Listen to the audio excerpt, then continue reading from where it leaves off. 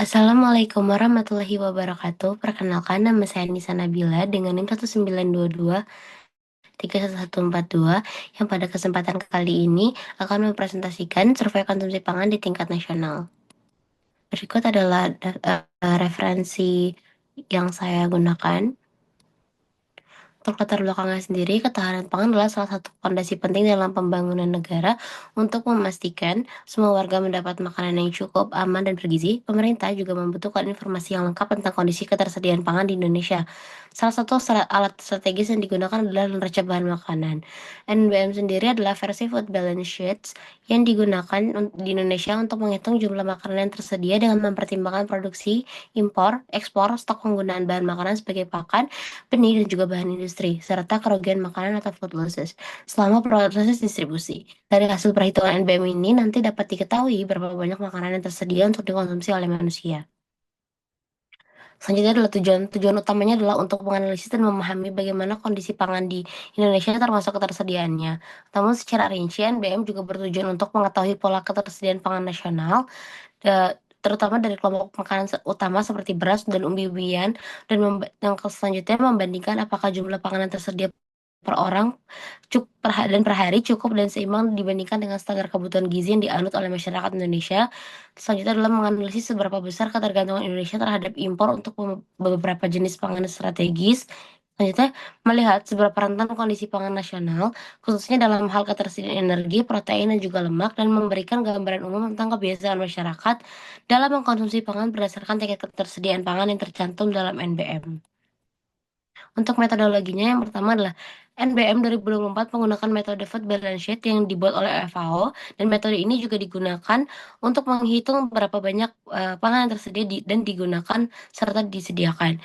Perhitungan juga mencakup beberapa bagian seperti produksi dalam negeri, impor, ekspor, perubahan persediaan, penggunaan untuk pakan hewan, benih, industri, dan juga kerugian pangan. Dari total pangan yang tersedia, nantinya dilakukan perhitungan konversi menjadi energi, protein, dan juga lemak per orang per hari berdasarkan nilai gizi masing-masing jenis makanan.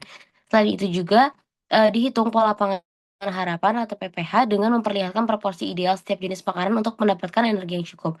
Dari data NBM 2024 disebut sebagai angka sementara menurut INBM, yang berarti bisa saja mengalami perubahan di kemudian hari. Selanjutnya adalah hasil utama dari NBM 2024, di mana menurut NBM 2024, beberapa kelompok pangan sudah mencapai porsi ideal dalam PPH, misalnya kayak seperti padi-padian, umbi-umbian, minyak, dan lemak, sayur, ataupun buah. Tetapi pada kelompok pangan hewani belum mencapai porsi ideal, yaitu PPH hewani 2024 hanya mencapai 19,6 dari target 100. Ini menandakan bahwa meski banyak pangan tersedia, struktur pangan nasional belum ideal, dan juga dalam aspek keberagaman dan keseimbangan menurut model PPH. Untuk analisis dan interpretasi, ketersediaan energi nasional yang dijelaskan dalam NBM menunjukkan bahwa secara jumlah Indonesia memiliki pangan yang cukup untuk memenuhi kebutuhan, namun tingkat ketersediaan energi yang cukup tinggi ini menunjukkan bahwa produksi dalam negeri ditambah impor masih mampu memberikan energi sesuai dengan standar kecukupan gizi. Selanjutnya adalah meskipun skor pola pangan harapan pada tahun 2024 mencapai nilai mendekati ideal, struktur komponen pangan menunjukkan bahwa kualitas pola pangan masih belum seimbang. Kontribusi di pangan hewani terhadap total energi masih jauh di bawah proporsi ideal, dan juga menunjukkan bahwa asupan pangan berprotein tinggi dan berkualitas masih rendah. Data NBM 2024 juga menegaskan bahwa Indonesia masih menghadapi beberapa kerentanan dalam sektor pangan, di mana pada komoditas-komoditas yang ketergantungannya terhadap impor cukup besar.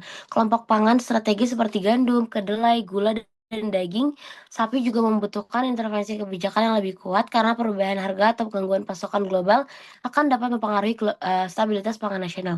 NBM 2024 juga memberikan gambaran yang komprehensif mengenai penyediaan pangan nasional, dan laporan ini juga memiliki beberapa keterbatasan yang perlu diperhatikan dalam analisis. Oleh karena itu, penggunaan data NBM perlu dikombinasikan dengan data konsumsi lain seperti Susenas atau survei konsumsi rumah tangga untuk memperoleh gambaran yang lebih holistik mengenai situasi pangan dan gizi nasional. Dapat disimpulkan bahwa ketersediaan pangan nasional masih mencukupi, tapi terdapat pola konsumsi masyarakat yang belum mencerminkan pedoman gizi seimbang. Konsumsi beras masih sangat tinggi dan menunjukkan ketergantungan yang kuat dan rendahnya keberhasilan diversifikasi pangan. Asupan sumber karbohidrat non beras seperti jagung, sagu, dan umbi-umbian masih rendah, meskipun ketersediaannya memadai. Ketersediaan pangan sumber protein, baik hewani maupun nabati, relatif baik, namun konsumsi masyarakat belum mencapai rekomendasi. Ketidakmerataan akses pangan juga, yang perbedaan wilayah dan juga daya beli menjadi faktor yang dapat mempengaruhi kualitas konsumsi pangan tersebut, dan juga dapat diperlukannya penguatan kebijakan, pemantauan, dan edukasi untuk mendorong konsumsi pangan yang lebih beragam, bergizi, dan juga seimbang sesuai pedoman nasional. Sekian presentasi dari saya, apabila ada salah kata saya mohon maaf. Wassalamualaikum warahmatullahi wabarakatuh.